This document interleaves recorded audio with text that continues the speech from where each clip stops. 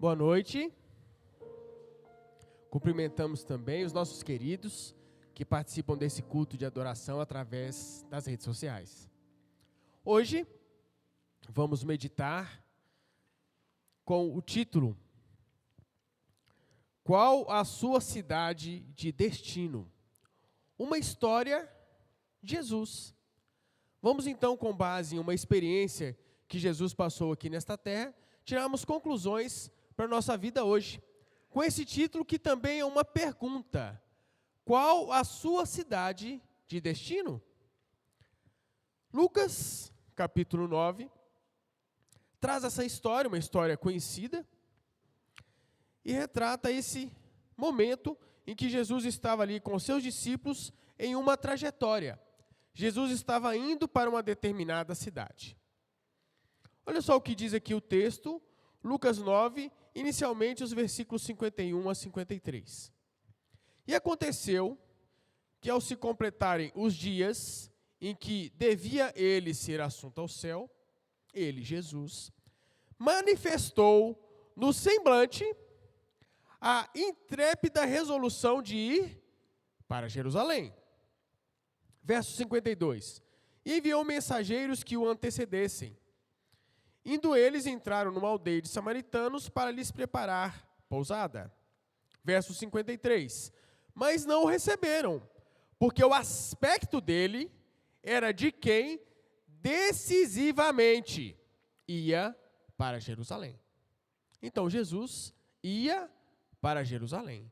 O seu semblante, o seu aspecto, demonstrava claramente, decididamente, que ele tinha uma cidade de destino, que era Jerusalém. Qual a sua cidade de destino? Para onde as pessoas estão indo? A pandemia, sem dúvida, ela trouxe uma quebra, um freio nas viagens, nos destinos. As pessoas pararam de viajar. Bom, mas graças a Deus nós vencemos essa etapa. E agora, para onde as cidades estão indo?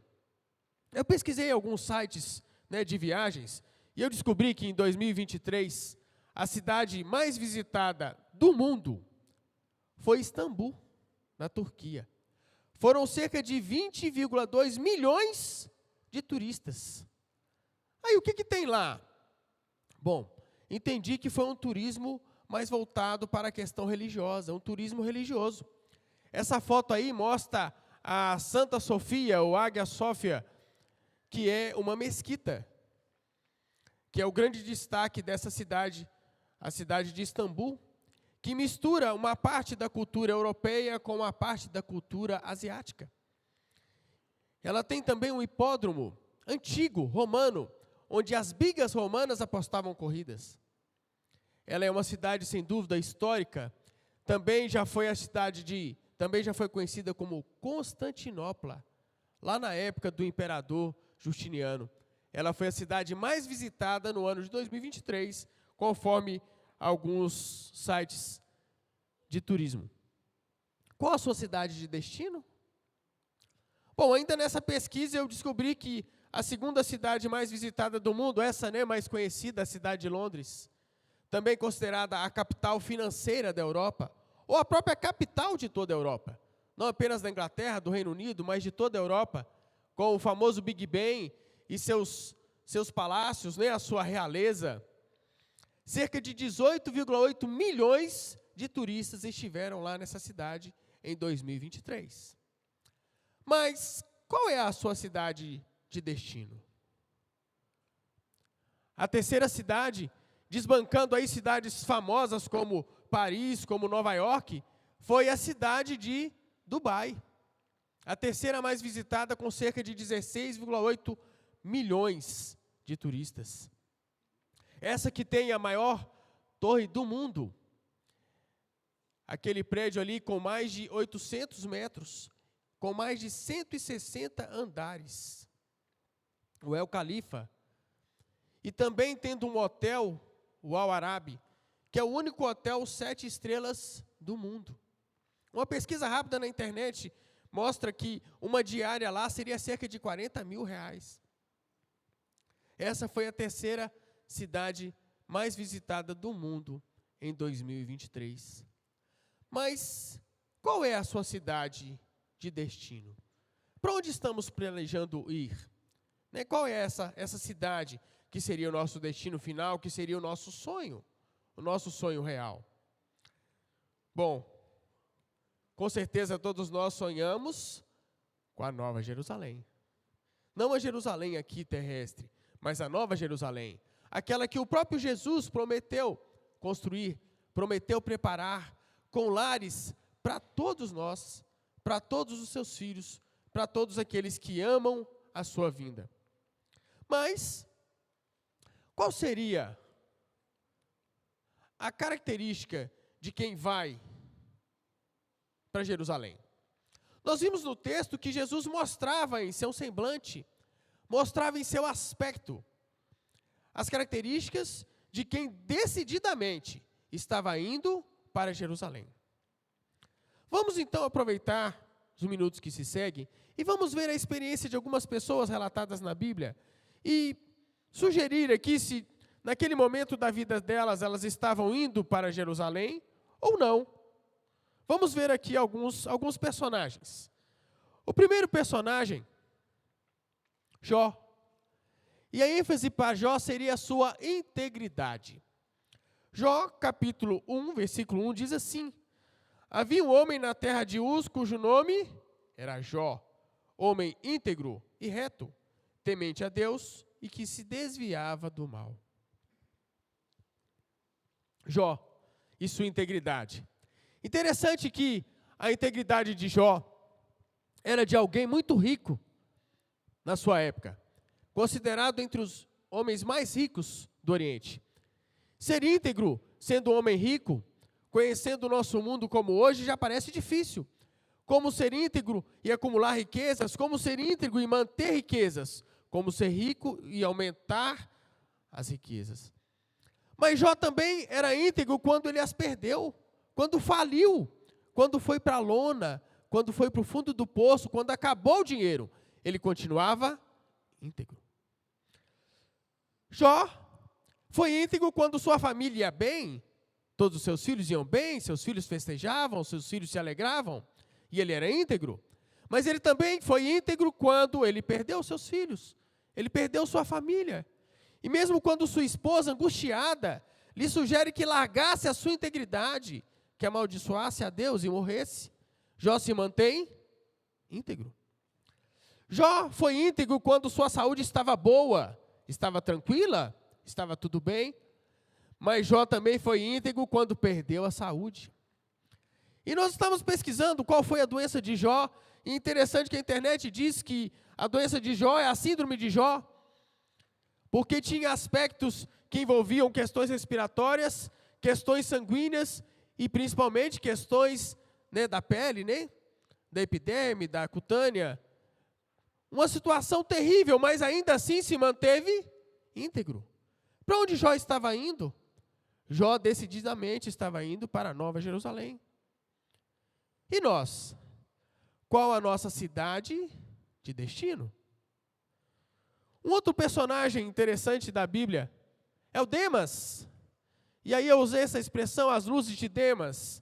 Em 2 Timóteo, capítulo 4, versículo 10, é citado nessa tradução, porque Demas, tendo amado o presente século, em outras traduções, tendo se ofuscado pelas luzes deste mundo, em outras traduções, Demas se apaixonou por esta vida. Interessante que Filemão 1:24, que está aqui só virando uma página, Paulo fala que Demas, assim como Lucas, eram seus cooperadores. E agora, ele o abandona. Ele que estava participando da missão de pregação do Evangelho aos gentios, por todo o mundo, como Jesus havia dito, de repente as luzes, as coisas seculares, os atrativos desta vida o fazem perder o rumo da Nova Jerusalém. E nós, como tem sido o brilho deste mundo, as coisas magníficas, as coisas que podem ofuscar a visão do nosso verdadeiro destino. Como tem sido, né, o seu tratamento com essas coisas, as coisas seculares? Qual a sua cidade de destino? Vejamos mais. Vejamos Noé. Em Gênesis capítulo 6, versículo 9, tem um resumo sobre a experiência de Noé. Diz assim: eis a história de Noé. Noé era um homem justo e íntegro. Entre os seus contemporâneos, Noé andava com Deus. E a ênfase seria essa diferença entre os seus contemporâneos. Alguém disse que o homem é produto do meio. E por mais justificativas filosóficas, sociológicas que possam ser comprovadas, com Noé não.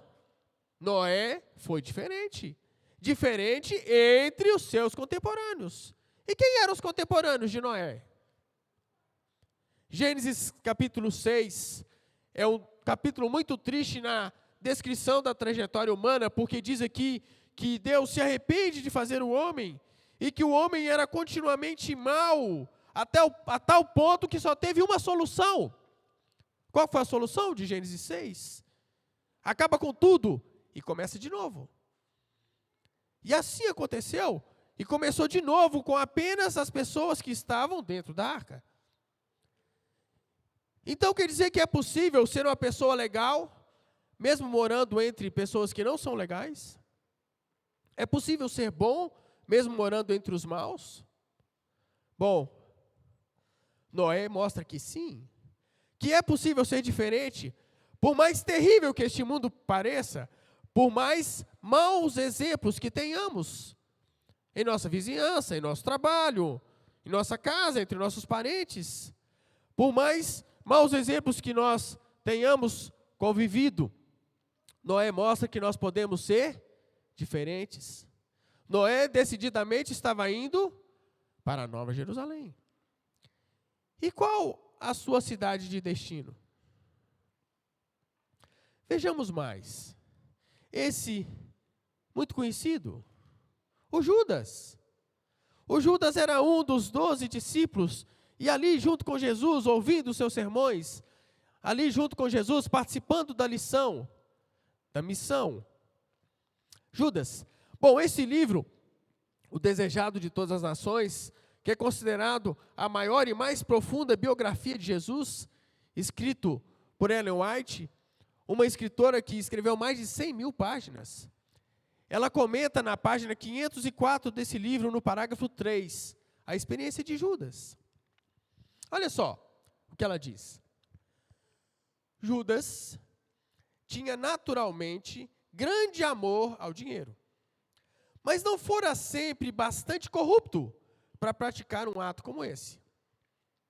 Alimentara o mau espírito de avareza até que se lhe tornara o motivo dominante na vida. O amor das riquezas sobrepujara o amor de Cristo. Olha que triste. O amor das riquezas sobrepujara o amor de Cristo no coração de Judas. E assim ele se torna o escravo de um vício, entrega-se a Satanás para ser impelido a toda extensão do pecado. Uma curiosidade: o valor em que Judas vende Jesus, 30 moedas de prata, um site fez uma conversão e disse que isso poderia dar aí uns $200, o preço de um escravo, e $200, quem sabe aí R$1.000, o valor em que Jesus foi vendido, aproximadamente. Mas Judas então renuncia à Nova Jerusalém, onde as ruas são de ouro.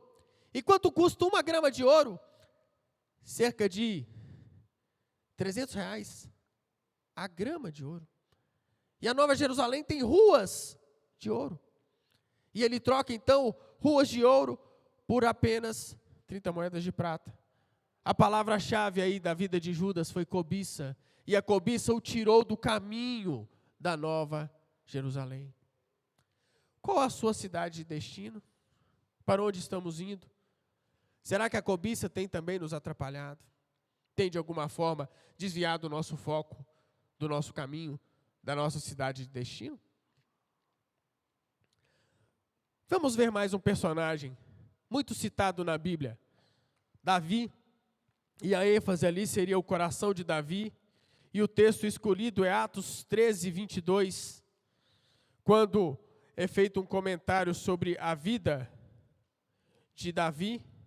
Em Atos capítulo 13, versículo 22, é feita a seguinte narrativa: e tendo tirado a este, está falando de Saul, levantou-lhes o rei Davi, do qual também, dando testemunho, disse: achei Davi, filho de Jessé, homem segundo o meu coração, que fará toda a minha vontade. Coração de Davi. Mas Davi não errou? Errou. Errou feio? Foi. Mas o coração de Davi era um coração que se arrependia. Era um coração que reconhecia o seu erro e buscava em Deus o perdão. E Deus concede. Deus perdoa. Deus purifica. Deus nos dá uma segunda chance, uma terceira chance, outra chance. E quantas vezes Davi caiu? Não vem ao caso, porque aqui diz que ele então era um homem segundo o coração de Deus. E pelo seu foco, então, podemos deduzir que Davi estava caminhando para a Nova Jerusalém. Qual a sua cidade de destino? Como anda o seu coração? Você errou? Davi também. Você se arrependeu? Davi também. Deus perdoa, assim como perdoa Davi. Qual a sua cidade de destino? Temos ainda um outro personagem muito próximo de Davi, Salomão, o homem mais sábio desta terra. Mas esse momento que eu gostaria de relatar, em 1 Reis 11, é um momento difícil da vida do rei Salomão, em que aparentemente a sua sabedoria falhou. Olha só o que diz 1 Reis 11, de 4 a 8. Sendo já velho, suas mulheres lhe perverteram o coração, para seguir outros deuses. E o seu coração não era de todo fiel para com o Senhor seu Deus, como fora o de Davi seu pai. Salomão seguiu Astarote, deusa dos Sidônios, Milcom, abominação dos Amonitas. Verso 6, e assim fez Salomão que era mal perante o Senhor, e não perseverou em seguir ao Senhor como Davi, seu pai. Verso 7, nesse tempo edificou Salomão o santuário a Quemos, abominação de Moabe, sobre o monte fronteira de Jerusalém, e a Moloque, abominação dos filhos de Amon. Verso 8, e assim fez para com todas as suas mulheres estrangeiras, as quais queimavam incenso e sacrificavam a seus deuses. A palavra enfatizada aí são os relacionamentos de Salomão. Claro, né? Vamos abrir um parênteses. Acreditamos que Salomão depois se arrependeu. Escreveu o livro de Eclesiastes e percebeu a vaidade de suas atitudes. E se arrependeu e tem assim se direcionado para Jerusalém, a Nova Jerusalém. Mas agora, nesse momento aqui, embora tenha construído o templo, embora estivesse na Jerusalém terrestre, o seu coração se afastou de Deus por causa dos seus relacionamentos. E aí vale a pergunta para nós: como estão os seus relacionamentos? Eles têm te ajudado nessa caminhada para a Nova Jerusalém? Ou têm atrapalhado? São pessoas que te ajudam? São pessoas que estão focadas na Nova Jerusalém? Ou muito pelo contrário? Cuidado com os relacionamentos. Cuidado. É claro que queremos que todos estejam conosco nessa caminhada, nossos colegas, nossos amigos, nossos parentes, todos, sem dúvida. Mas tomemos cuidado para que não aconteça o contrário. Ao invés de estarmos influenciando, estejamos sendo mal influenciados. Qual a sua cidade de destino? Vejamos mais. Esse personagem aqui também é muito conhecido de nós. E esse texto é um texto muito conhecido também, em que fala que Enoque andou com Deus, até que chegou o momento em que Deus o levou para si e não foi mais encontrado. E a palavra-chave, então, seria comunhão. Comunhão. Alguém que andava com Deus de manhã, andava com Deus de tarde e andava com Deus de noite. E andava com Deus e andando com Deus em comunhão com Deus. Eu lembro quando a gente era jovem e às vezes a gente fazia um trocadilho em que existiam os adventistas do sétimo dia e existiam os adventistas no sétimo dia. E aí era uma maravilha, porque na sexta-feira à noite tinha um pequeno grupo, um encontro de jovens e todo mundo andando com Deus. E sábado de manhã, escola sabatina e todo mundo andando com Deus. E no culto de tarde, né, no culto divino, todo mundo andando com Deus. E de tarde tinha o culto JA e todo mundo andando com Deus. Mas aí vinha o pôr do sol. Aí, bom, agora não, agora vamos para social, vamos para o futebol. E para o futebol, aí um xinga o outro, chuta o outro. E aí pronto, não está mais andando com Deus. E só no sábado. E os outros dias, cadê a comunhão dos outros dias? Cadê a comunhão nas conversas com os colegas, nos filmes, na internet? Cadê a comunhão com Deus no trabalho? Às vezes coisas que não são muito éticas. Nos relacionamentos. Enoque andava com Deus o tempo todo. O tempo todo. E por isso, né, Deus o levou. E ele foi para Nova Jerusalém primeiro que todo mundo. Mas como é que anda a nossa comunhão com Deus? Será que era igual eu brinquei na minha época de jovem? Era só no sétimo dia? Não era durante todo o dia, todos os dias, todo o tempo de nossas vidas? Podemos brincar com essas coisas. Precisamos sim estar de comunhão com Deus o tempo todo e assim focados no nosso caminho, na nossa trajetória para a Nova Jerusalém. Qual a sua cidade de destino? Vamos voltar para a nossa história. Lucas capítulo 9, versículo 54. O momento em que Jesus, então, está indo, né, para Jerusalém, decididamente, né, demonstrava no seu semblante, demonstrava com as suas atitudes, estava indo para Nova Jerusalém, e estava ali com eles os seus discípulos. E então, no verso 54, os discípulos, então, conversam com Jesus, que os samaritanos não haviam ali o recebido, não haviam dado a eles uma oportunidade de ficar ali com eles. Então, verso 54. Vendo isso, os discípulos, Tiago e João, perguntaram para Jesus: Senhor, queres que mandemos descer fogo do céu para os consumir? Olha que solução fantástica para os problemas humanos. Ah, não concordou comigo? Fogo do céu. Ah, não gostou da ideia? Fogo do céu. Não torce para o mesmo time que eu? Fogo do céu. Não votou no meu candidato? Fogo do céu. Olha só que estratégia que os discípulos tomaram aqui e querem ainda o consentimento de Jesus para tratar dessa forma as pessoas que pensam diferente de nós. Essa não é uma atitude de quem está indo para a Nova Jerusalém. Claro que Jesus vai reprová-los. Não é isso. Decididamente não é essa uma atitude, né, de amor ao próximo, não é essa uma atitude de quem está indo para a Nova Jerusalém. E assim, então, nós vamos para o nosso último slide, onde nós vemos a resposta de Jesus para os discípulos. Versículo 55. Jesus, porém, voltando, os repreende e diz: Vós não sabeis de que espírito sois. Verso 56. Pois o Filho do Homem não veio para destruir as almas dos homens, mas veio para salvá-las. E assim, eles seguiram para outra aldeia. Esse é o nosso Jesus. Qual a sua cidade de destino? Sem dúvida, Nova Jerusalém. E então, as pessoas que desejam ir para Nova Jerusalém precisam aprender, precisam conhecer desse Jesus. Um Jesus que veio não para destruir a vida dos homens, mas veio para salvá-las.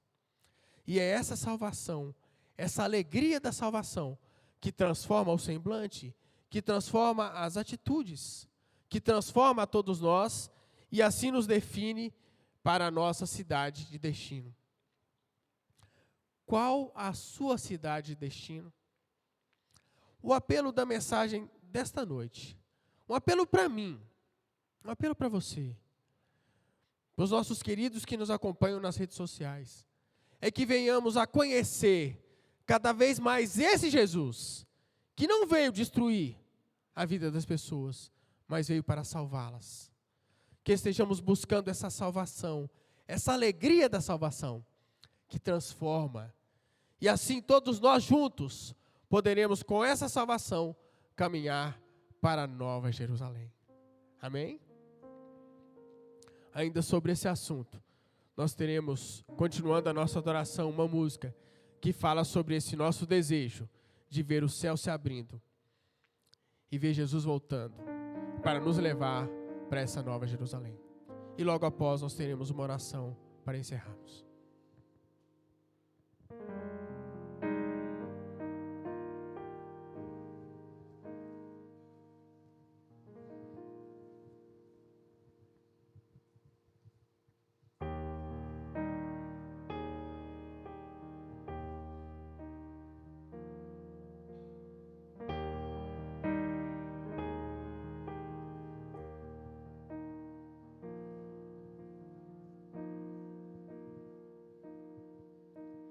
Já posso ver o céu se abrindo, já posso ver anjos descendo e subindo, já posso ouvir os santos cantando, digno é o Cordeiro, digno é o Cordeiro.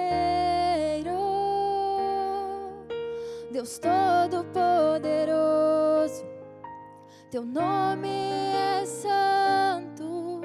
Deus Todo-Poderoso, Teu nome é santo.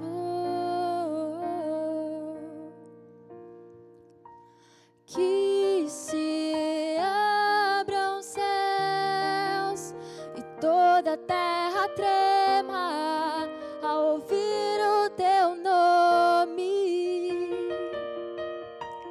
Que se abram céus e os Teus anjos apareçam diante do Teu trono, Senhor.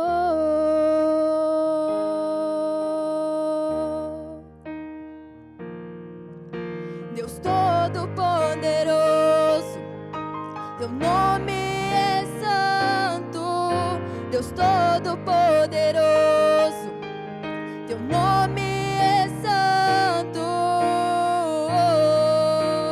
Que se abram céus e toda a terra trema ao ouvir o Teu nome. Que se abram céus e os Teus anjos apareçam diante do Teu trono.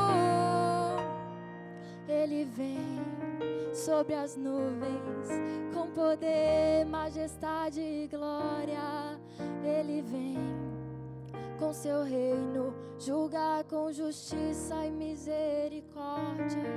Ele vem sobre as nuvens com poder, majestade e glória. Ele vem com Seu reino julgar com justiça e misericórdia.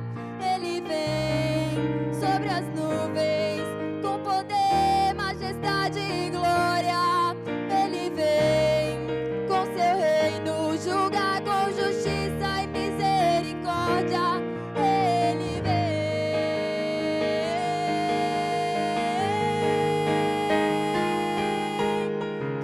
Que se abram céus, toda a terra trema ao ouvir o Teu nome.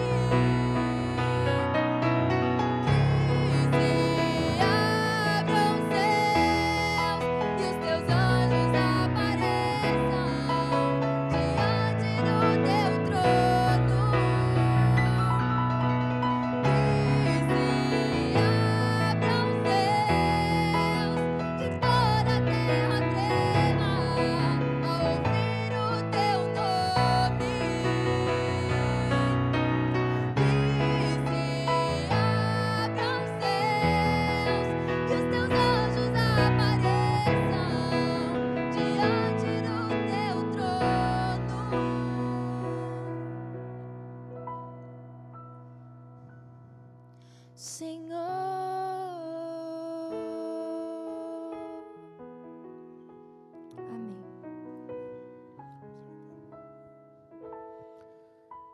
como adventistas, que não percamos o foco.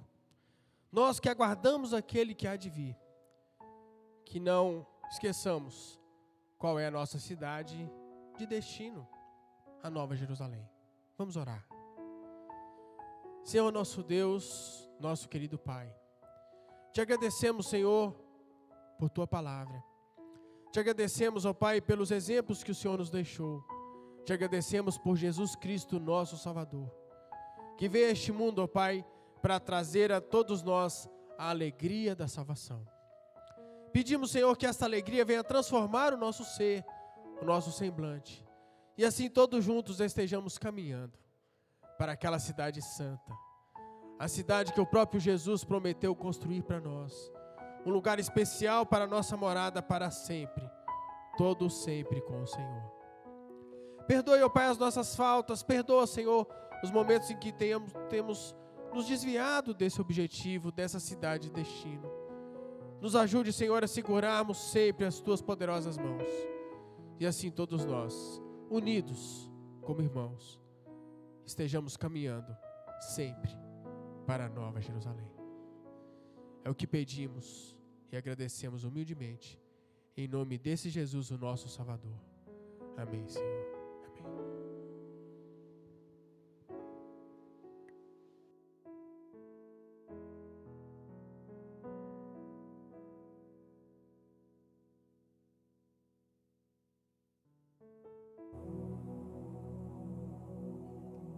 Às vezes parece que ser um cristão não é fácil em meio à escuridão. Ainda mais se eu pensar que não é minha luz, mas a união com Deus que o brilho produz.